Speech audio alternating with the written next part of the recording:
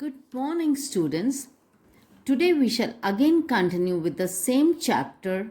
The topic is primary activities. I had covered few topics in my previous video. Today we shall do agriculture. There are main 9 types of agricultural practices done all over the world. As you know, agriculture is the most important of all the primary activities. It provides food and other necessities of life to almost entire mankind on the earth. About half of the world's population depends upon agriculture, and in developing countries, about 65% of the people depend on agriculture. Now, based on the methods of farming, different types of crops are grown and livestock raised. The following are the main agricultural systems. First is subsistence agriculture, second plantation agriculture, third extensive commercial grain cultivation, fourth mixed farming, fifth dairy farming, sixth Mediterranean agriculture, seventh market gardening and horticulture, eighth cooperative farming, and ninth collective farming. So let us take the first type of agriculture, that is subsistence agriculture. It is one in which the farming areas consume all or nearly so the products which they grow locally. It can be grouped in two categories. First is primitive subsistence agriculture and second is intensive subsistence agriculture. Now let us discuss primitive subsistence agriculture. It is also known as shifting agriculture, and it is the most primitive form of agriculture which is still practiced in some parts of the world, especially in the tropical forests. It represents man's first attempt to grow food for his subsistence. A small piece of forest land, it is cleared by felling the trees and cutting the bushes and grasses. These are then burnt, as a result of which it is also known as slash and burn agriculture. The ash obtained by burning is mixed with the soil, which increases its fertility. The crops are grown for a few years, and then the cultivator shifts to a new site where the fertility of the soil is drastically reduced due to leaching, lack of organic matter, and adverse effects of burning the vegetation. And that is why it is known as shifting agriculture. तो आपको समझ में आया होगा कि इस primitive subsistence agriculture को shifting agriculture भी कहा जाता है या स्लैश एंड बर्न एग्रीकल्चर भी कहा जाता है, क्योंकि इसमें एक पर्टिकुलर पैच ऑफ लैंड को एग्रीकल्चरर और फार्मर क्लियर करता है, काटता है, वहाँ की ट्रीज को बर्न करता है। बर्न करके जो ऐश होती है उसको सॉइल में मिला दिया जाता है, जिससे उसकी फर्टिलिटी इंक्रीज हो जाती है। फिर वहाँ पे करीब 2-3 साल तक वो पर्सन वहाँ पे एग्रीकल्चर करता है जब तक उसकी फर्टिलिटी रहती है। उसके बाद जैसे जैसे फर्टिलिटी कम होने लगती है तो फिर वो दूसरे पैच ऑफ लैंड पे शिफ्ट करता है और वहाँ पे फिर वो वापस वही ट्रीज काट के बर्न करता है और वही प्रोसेस स्टार्ट होती है। That is why it is also called shifting agriculture. Now, areas of shifting agriculture, it is mainly practiced in 3 areas. The largest area of shifting agriculture is in Central Africa on both sides of the equator. Second is northeastern part of India comprising the states of Assam, Meghalaya, Manipur, Tripura, Nagaland and Mizoram, and Southeast Asian countries. Third is Central America and South America. Now, in different areas, it is known by different names. For example, in Northeast India, this type of agriculture is called zooming cultivation. In Malaysia, it is called ladang. In Philippines, it is called Schengen. In Central America and Mexico, it is called milpa. In Venezuela, it is called conuco. In Brazil, roca, it is called roca. In Congo, masol, it is called masol. And in Vietnam, it is called ray. Now, mainly food crops are grown in shifting agriculture. like maize, cassava, banana, and sweet potato. They are the main crops. And most of the production it is consumed locally, and there is hardly any surplus left for sale or for other purposes. Now, the carrying capacity of the land is also very low, and the population density is also very low. So, this agriculture has its drawbacks also. The first biggest drawback is it is responsible for deforestation and environmental degradation. Second is it leads to soil erosion and soil loss. So, shifting agriculture has been widely criticized due to these drawbacks, and efforts are being made to replace shifting agriculture by settled agriculture in various parts of the world. So, hence, the future of shifting agriculture is very bleak. In this map, you can see areas of primitive subsistence agriculture, some parts of South America, Africa, and northeastern states of India and the Southeast Asian countries. Now, I am now showing you the map of world map where intensive subsistence farming is being carried on. So, you can see these are the areas where intensive subsistence agriculture is being carried. Second is intensive subsistence agriculture. This agriculture, it is mainly practiced in the densely populated regions of monsoon Asia. These areas include China, India, Pakistan, Bangladesh, countries of Southeast Asia, and Japan. It is of two types. Intensive subsistence agriculture dominated by wet paddy cultivation, and second is intensive subsistence agriculture dominated by crops other than paddy. So now we will discuss the first type, which is dominated by wet paddy cultivation. In this type of agriculture, rice is the most dominant crop, and its chief characteristics are: first is land holdings are very small due to high density of population. Second is land is intensively used. Third, labor is supplied by the farmer and his family members. Fourth, most of the agricultural operations are done manually by human beings and very little machinery is used. Fifth, fertility of soil is maintained by using farm manure. And sixth, yield per unit area is high, but per labor productivity is very low. Now the second type, intensive subsistence agriculture dominated by crops other than paddy. In this type of agriculture, rice is not the dominant crop, and in its place other crops like wheat, soya bean, barley and sorghum are grown. तो इस type में rice is not the dominating crop, दूसरी तरह की crops भी grow करी जाती है जैसे कि wheat, soybean, barley, sorghum etcetera. This agriculture is practiced in those areas where rainfall is not sufficient to encourage the cultivation of rice. क्योंकि राइस कल्टीवेशन में बहुत ज़्यादा पानी चाहिए, तो ये एग्रीकल्चर वहाँ प्रैक्टिस की जाती है जहाँ रेनफॉल, जहाँ वाटर शॉर्टेज हो. Other factors like relief and soil are also not suitable for rice crop.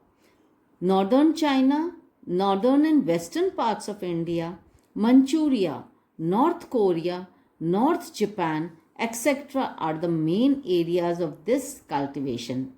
Most of the characteristics of this type of agriculture are similar to those dominated by wet paddy, except that irrigation is often used. The Europeans, they colonized many parts in the world, and they introduced some other forms of agriculture such as plantations, which were mainly profit-oriented large-scale production systems. Now, so the next type of agriculture is plantation agriculture, and as I have told you, it was introduced by the Europeans. So the main areas of plantation agriculture are tropical and subtropical parts of Asia, Africa, South America and Central America.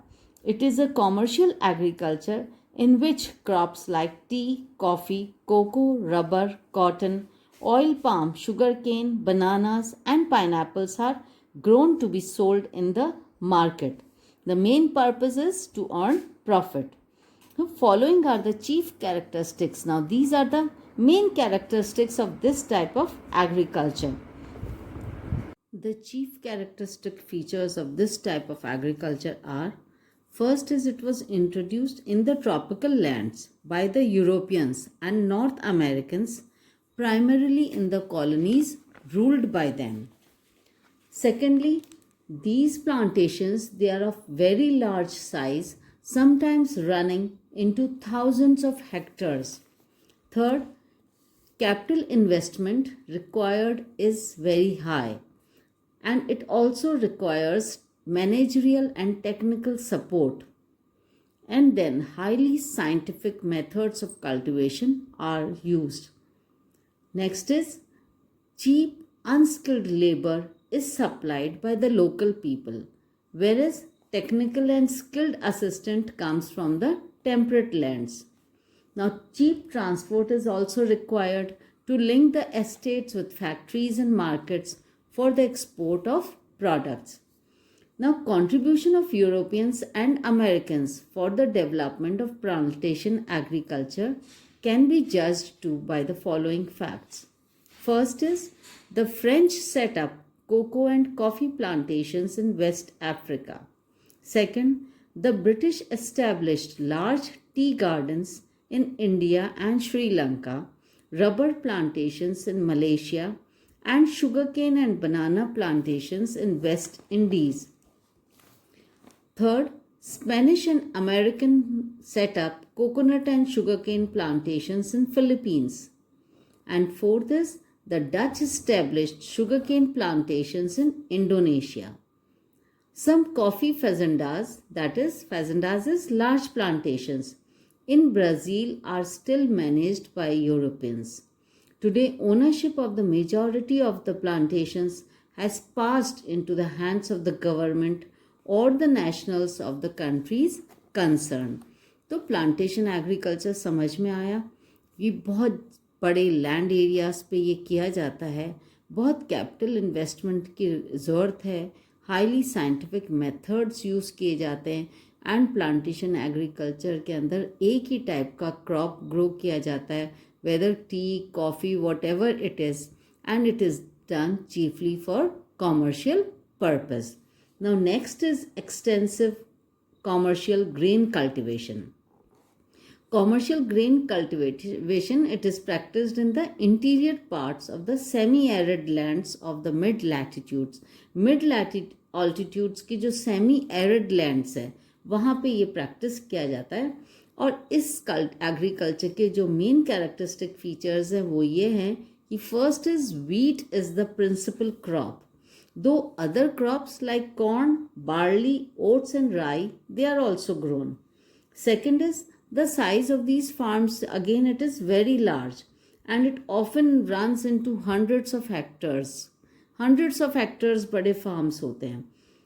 Again it is a highly mechanized agriculture in which all the operations from plowing to harvesting, it is done by machines.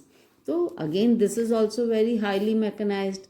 And fourth is, since the farms are mechanized and population is sparse in these areas, yield per hectare is low, but yield per person is high. The areas of extensive commercial grain farming include the Eurasian steppes, the Canadian and American prairies, the pampas of Argentina, the velds of South Africa, the Australian Downs, and the Canterbury Plains of New Zealand. Next is mixed farming. Now, this type of agriculture is one in which cultivation of crops is done as well as rearing of animals is done at the same time. The major crops grown in this type of agriculture are wheat, barley, oats, ragi, maize, fodder, and root crops. Now, fodder crops, they are an important component of mixed farming because it is required for the animals. And animals like cattle, sheep, pigs, poultry, they are the main sources of income along with the crops. Soil fertility is maintained by crop rotation and intercropping. Now, mixed farming, it requires high capital investment because investment is required for purchasing farm machinery, for building a proper structure to keep the animals. Extensive use of chemical fertilizers is done, and green manure, and also on the skill and expertise of the farmers. Farmers are also trained. This type of agriculture is practiced in the highly developed parts of the world, for example, northwestern Europe, eastern North America, parts of Eurasia, and the temperate latitudes of southern continents. Next is dairy farming. This is a special type of farming in which animals are reared for milk and main emphasis is laid on cattle breeding, health care, and veterinary services. Now, these are the following are the main characteristic features of dairy farming. First is it is one of the most advanced type of farming which is centered on efficient rearing of milch animals. Second, heavy capital investment is required for making animal sheds, storage facilities for fodder, feeding and milking machines. Third, it is a highly labor intensive agriculture because it involves rigorous care in feeding and milking. Fourth, there is no off season because animals require proper care throughout the year. Fifth, it is mainly practiced near the urban and industrial centers where there is ready market for fresh milk and dairy products. And sixth point is the scope of dairy farming has increased considerably now due to development of transportation, refrigeration, pasteurization and other preservation processes. But dairy farming is not prevalent in the following three areas. First is northwestern Europe, second Canada, third South Australia, New Zealand and Tasmania. Next is Mediterranean agriculture. As the name indicates, this agriculture is practiced in the Mediterranean lands surrounding the Mediterranean Sea in Europe and in North Africa from Tunisia to Atlantic coast, southern California, central Chile, southwestern parts of South Africa and south and southwestern parts of Australia. It is a highly specialized commercial agriculture in which citrus fruits are mainly grown.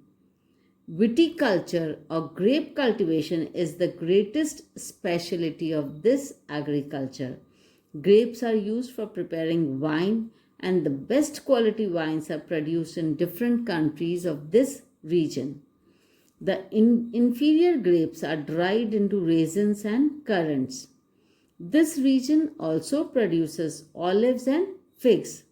The advantage of Mediterranean agriculture is that more valuable crops such as fruits and vegetables are grown in winters when there is great demand in European and North American markets. Next is market gardening and horticulture. This is a special type of agriculture in which emphasis is laid upon cultivation of high value crops such as vegetables, fruits and flowers. These items they are sold in the nearby urban markets, and these crops are grown on small farms which are well connected to the urban centers by cheap and efficient means of transportation.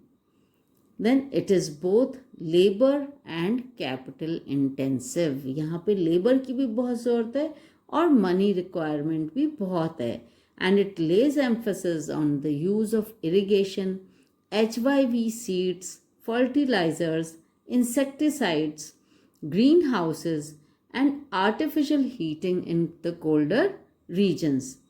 The main areas of this type of agriculture are Northwest Europe, Northeastern United States of America, and the Mediterranean regions. The Netherlands specializes in growing flowers and horticultural crops, especially tulips, which are flown to all the major cities of Europe. The regions where farmers specialize in vegetables only. The farming is known as truck farming. So what is truck farming?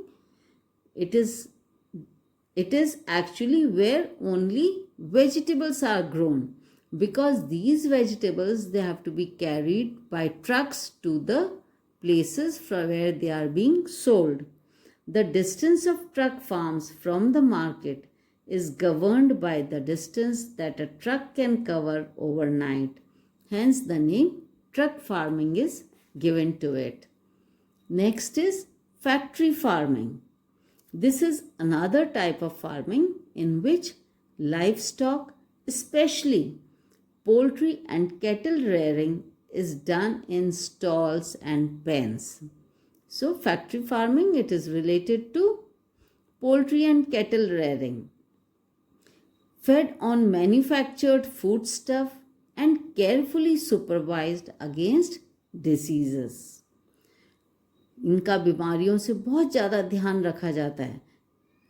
Like other forms of commercial farming, it requires heavy capital investment for building, machinery, veterinary services, as well as for heating and lighting. Breed selection and scientific breeding are two important features of this agriculture. तो कौन से दो important features हैं? Breed selection and scientific breeding. They are the two most important features of this type of agriculture. Types of farming according to farming organizations. Now, farming can be categorized on the basis of farming organizations. It depends upon the way in which farmers own their farms and also on the policies of the government. So, first type is cooperative farming. Cooperative farming is a system of farming in which a group of farmers voluntarily they pool their land and resources and form cooperative societies. Now these cooperative societies, they help the farmers in procuring important inputs, sell the farm products at the most profitable rates, and processing the quality products at cheaper rates. The cooperative farming, it is successfully practiced in some of the European countries like Denmark, Netherlands, Belgium, Sweden, Italy, etc. In Denmark, the movement has been so successful that practically every farmer is a member of the cooperative. Next is collective farming. In the basic principle behind this type of farming is based on social ownership of the means of production and collective labor. Collective farming, or the model of kolkhoz, was introduced in erstwhile Soviet Union. This system was introduced in USSR to improve upon the inefficiency of the previous methods of agriculture and to boost agricultural production for self sufficiency. तो इस farming का main M क्या था कि agricultural production को बढ़ाना और farmers को सेल्फ सफिशिएंट बनाना. The farmers used to pool in all their resources, सारे अपने रिसोर्सेस को पूल अप कर देते थे, जैसे कि लैंड है, लाइफ स्टॉक है, लेबर है. But however they were allowed to retain very small plots to grow crops in order to meet their daily requirements. तो ये फार्मर्स अपना लैंड, अपने सारे रिसोर्सेज वगैरह पूल अप करते थे, बट स्टिल इनको ये पर अलाउड था कि वो थोड़ा सा लैंड का पीस अपने पास रखें, उस पर वो अपने पर्सनल यूज़ का सामान ग्रो कर सकते थे. So this is collective farming. So this topic agriculture is over. Now we'll switch over to the next topic, that is mining. What is mining? The discovery of minerals. The discovery of minerals in the history of human development was an important landmark. Various stages have been named after this, like Copper Age, Bronze Age, and Iron Age.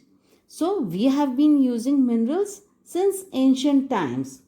Now, what is mining? It refers to extraction of minerals from the earth, and it is one of the oldest occupations of human beings. But the actual development of mining, it began with the Industrial Revolution, and since then its importance is continuously increasing. Now, what are the factors that affected mining activity? The profitability of mining operations depended upon two factors. First was physical factors, which included size, grade, and the mode of occurrence of these deposits.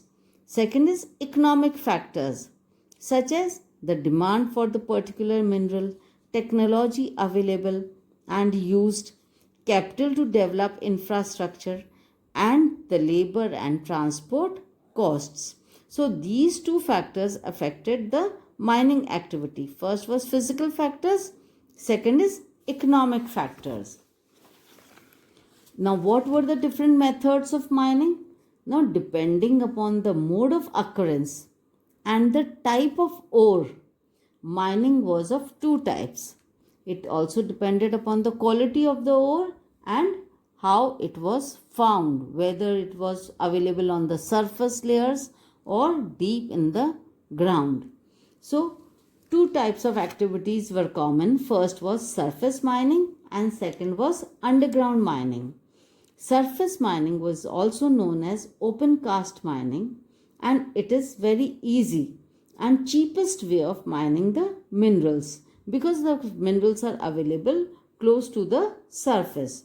So overhead cost is also not very high, and the safety precautions and equipments are not required. So equipments भी बहुत कम ज़रूरत होती है और safety precautions की भी ज़्यादा ज़रूरत नहीं है. So the output is both large and rapid. But when the ore it is lies deep below the surface, underground mining method, that is shaft method, it has to be used. In this method, vertical shafts have to be sunk from where underground galleries radiate to reach the minerals. Vertical shafts डाली जाती है ज़मीन में और उनको फिर connect किया जाता है. Underground galleries are made and उनसे उनको कनेक्ट किया जाता है और मिनरल्स यहाँ पे एक्सट्रैक्ट करके and then they have to be transported to the surface through these passages. So it requires specially designed lifts, drills, haulage vehicles, ventilation system for safety and efficient movement of people and material. तो ये method बहुत risky है क्योंकि इसमें बहुत चीज़ों का ध्यान रखना पड़ता है. प्रॉपर वेंटिलेशन भी होना चाहिए वहाँ पे, प्रॉपर लिफ्ट्स होनी चाहिए, प्रॉपर हॉलेज व्हीकल्स होनी चाहिए जो उसको कैरी कर सकें, सेफली ऊपर तक उसको मिनरल को पहुँचाया जा सके. So this method is very risky. Poisonous gases, fires, floods, and caving in lead to fatal accidents. So they have to be very careful when underground mining has to be done. The developed economies are now retreating from mining, processing, and refining stages of production due to high labor cost, while the developing countries with large labor force and striving for higher standard of living are becoming more important. Several countries of Africa and few of South America and Asia, They have over 50% of the earnings from minerals alone. So, this completes our chapter, Primary Activities. I hope you all must have understood it. Thank you.